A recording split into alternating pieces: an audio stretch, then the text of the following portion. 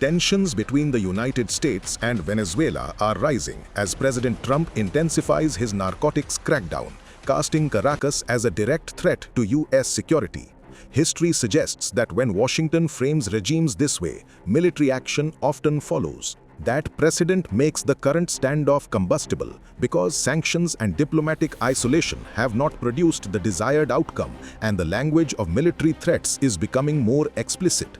The missing piece is Venezuela's air defense network, built around the Russian-supplied S-300VM system, which now stands as the most formidable shield Caracas possesses and the clearest obstacle to any U.S. strike package.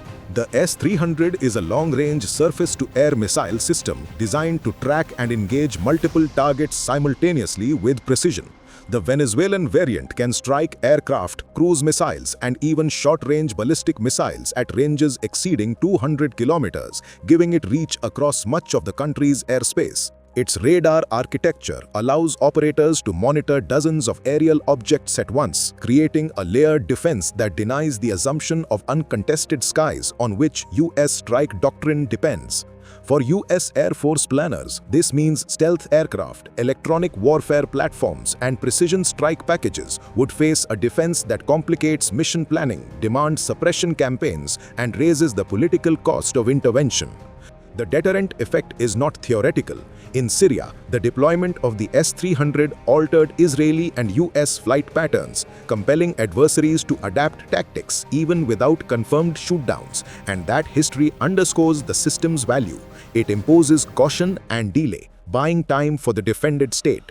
In Venezuela's case, Russian training and integration ensure that the S-300 is not an isolated battery but part of a broader defensive architecture.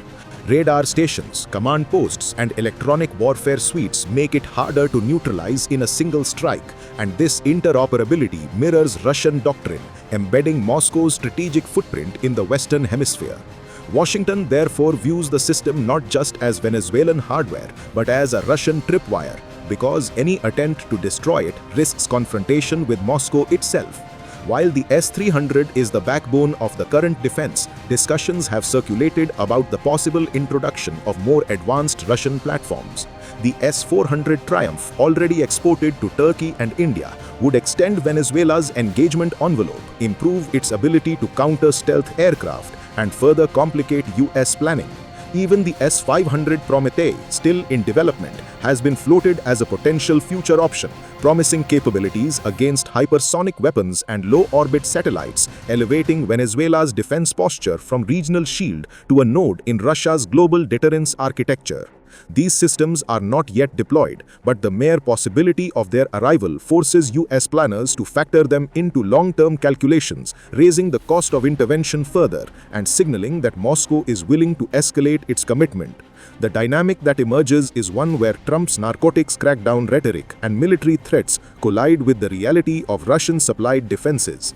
History suggests Washington often follows through on threats, but the present suggests that the S-300 and its potential successors are the decisive obstacles. Venezuela's survival is less about its own military strength and more about the credibility of Russian technology and Moscow's willingness to project power into America's backyard.